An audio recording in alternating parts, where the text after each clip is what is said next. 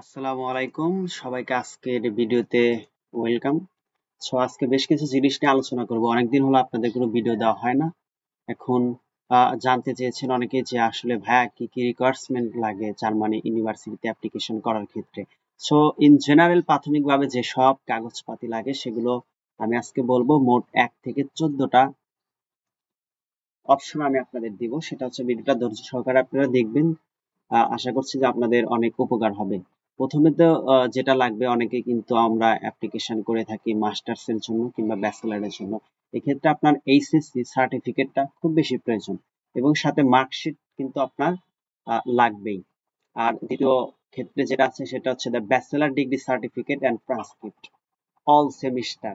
আপনার এই ট্রান্সক্রিপ্টটা প্রত্যেকটা সেমিস্টারে লাগবে, কারণ হচ্ছে এক একটা সেমিস্টারে এক এক রকম কোর্স থাকে এবং কোন কোর্সে আপনি কত মার্ক পেলেন সেগুলো কিন্তু দেখবে। যার কারণে কোনো ইউনিভার্সিটিতে যখন অ্যাপ্লিকেশন করবেন তখন আপনার এগুলো সবকিছু কিন্তু দিতে হবে প্রত্যেকটা সেমিস্টার ওয়াইজ। আর একটা হচ্ছে আইএলটিএস বা এমওআই। এমওআই হচ্ছে মিডিয়াম ইনস্ট্রাকশন অফ সার্টিফিকেট। এটা হচ্ছে আপনি যদি কোনো ইউনিভার্সিটিতে ধরে নিলাম হচ্ছে আপনি মাস্টার্স এর জন্য যাবেন, কিন্তু বাংলাদেশে হচ্ছে ব্যাচেলর করেছেন কোনো একটা ইউনিভার্সিটিতে, হতে পারে সেটা পাবলিক প্রাইভেট,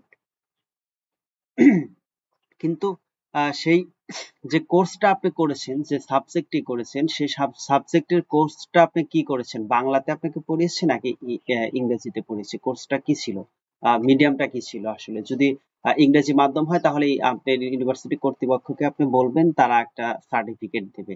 এটা কেন লাগে, কিছু কিছু জার্মান ইউনিভার্সিটি আছে যেগুলো আইএলটিএস রিকোয়ারমেন্ট চায় না, তারা বলে এমওআই দিলেই চলবে।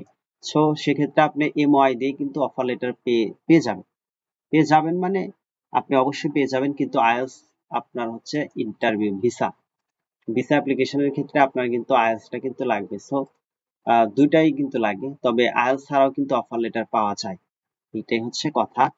আর একটা ইউনিভার্সিটি এন্ট্রান্স কোয়ালিফিকেশন, এটা ইউনিভার্সিটির মাধ্যমে যখন আপনি অ্যাপ্লিকেশন করবেন কোন একটা ইউনিভার্সিটিতে সেক্ষেত্রে লাগবে। পাসপোর্ট তো অবশ্যই লাগবে।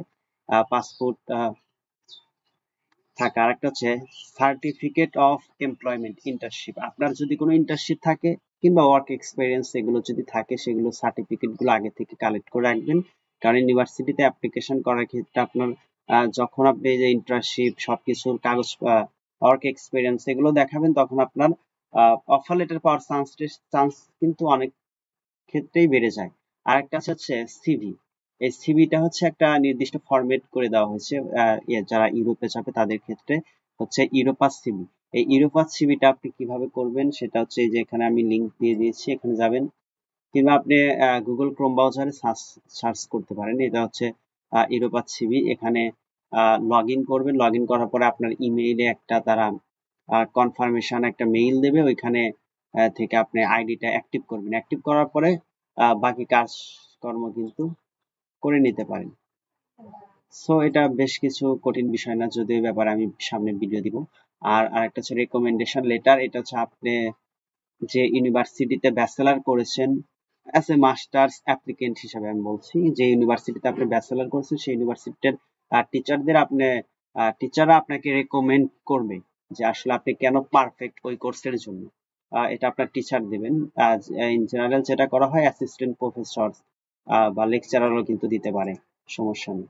আর যারা হচ্ছে জব করেন তারা কিন্তু জব যেখানে করেছেন সেখান থেকেও কিন্তু নিতে পারবেন। আর letter of motivation, SOP, statement of purpose, এটা হচ্ছে আপনার নিজের সম্পর্কে লিখতে হবে যে কেন আপনি অন্যদের চাইতে ডিফারেন্ট এবং ওই কোর্সের জন্য আপনি কেন যোগ্য। এটা হচ্ছে আপনাকে নিজেকে নিজের ডিফাইন করতে হবে। আর minimum passing grade 2.5 by German grading system. আসলে আমাদের যে সিজিপিএ 4 হচ্ছে হাইস্ট, কিন্তু জার্মানির ক্ষেত্রে আপনার দেখা যাবে যে সিজিপিএ 1 থেকে শুরু, তাদের 1 হচ্ছে হাইস্ট। এক্ষেত্রে আপনার এইচএসসি যে রেজাল্ট আছে এবং হচ্ছে আপনার ব্যাচেলর যে রেজাল্ট, এই দুইটা রেজাল্ট জানা থাকলে আপনার কিন্তু জার্মান গ্রেডিং সিস্টেম কিন্তু বের করা যায়। অনেকগুলো ওয়েবসাইট আছে, কোনো একদিন আমি দেখাবো, সেখান থেকে আপনি বের করবেন। ম্যাক্সিমাম ইউনিভার্সিটি 2.5 গ্রেড, বা কিছু কিছু ইউনিভার্সিটি আছে যেগুলো ছোট শহরে অবস্থিত, সেগুলোর ক্ষেত্রে এই মিনিমাম পাসিং গ্রেডটাও কিন্তু লাগে না।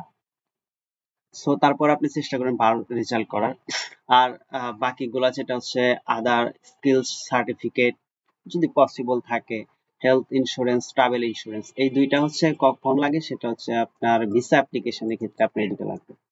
আর আরেকটা জিনিস সেটা হচ্ছে আমি অবশ্যই দিয়ে দিয়েছিলাম, এটা হচ্ছে ব্লক অ্যাকাউন্ট। এটা কিন্তু আপনার লাগবে ভিসা যখন আপনি করবেন অ্যাপ্লিকেশন করবেন, সেক্ষেত্রে আপনার কিন্তু এই তিনটা জিনিস মাস্ট লাগবে। এই তিনটা ছাড়া কিন্তু হবে না। আরো কিছু লাগে, সেগুলো সম্পর্কে পরবর্তী আলোচনা করবো। সো এখন যেটা দেখাবো সেটা হচ্ছে আমি জার্মান ল্যাঙ্গুয়েজের উপর একটা বই লিখেছিলাম, সেটা বই হচ্ছে ইন্টারল্যাকেন। এই বইটা অনেকেই জানেন, আবার অনেকেই হচ্ছে অর্ডার দিয়েছিলেন, কিন্তু আমি দিতে পারি নাই। তার কারণ হচ্ছে বইটা বর্তমান ইডিশন আছে। তো এখন আমি প্রি অর্ডার নিচ্ছি। যদি আপনারা যদি প্রি অর্ডার করে থাকেন তাহলে 2025 সালের জানুয়ারিতে আপনি আশা করছি পেয়ে যাবেন। একটা একটা জিনিস দেখাই, ইন্টারেস্টিং জিনিস, সেটা হচ্ছে দেখেন আপনি অনেকেই কিন্তু ইংরেজি ভাষায় থাকে, যার কারণে বুঝতে অসুবিধা হতে পারে। সেক্ষেত্রে আমি কি করেছি, বাংলায় উচ্চারণ সবকিছু ব্যাখ্যা অনুযায়ী সুন্দর করে দিয়েছি, এবং আমার যে ইউটিউব চ্যানেল আছে এই ব্যাপারে আমি কিন্তু সব দিচ্ছি। এ ব্যাপারে আপনাদের ভিডিও দিচ্ছি, ভিডিওস করে দিচ্ছি যাতে আপনাদের পড়তে সুবিধা হয়। সো এটা অনেক সুন্দর। আশা করছি যে আপনারা খুব সহজে বুঝতে পারবেন। সবকিছু বর্ণের আবার অবস্থান অনুযায়ী উচ্চারণের নিয়ম, যে বর্ণটা কোথায় অবস্থান হলো এই ব্যাপারে সবকিছু বাংলাতে দেওয়া আছে, যার কারণে পাঠক খুব সহজে আপনারা বুঝতে পারবেন। এটা আপনারা কি করতে পারবেন, প্রি অর্ডার করার জন্য কিচ্ছু না, শুধু আমার এই হোয়াটসঅ্যাপ নাম্বারে এসএমএস দিবেন। এটা হচ্ছে আমার হোয়াটসঅ্যাপ নাম্বার।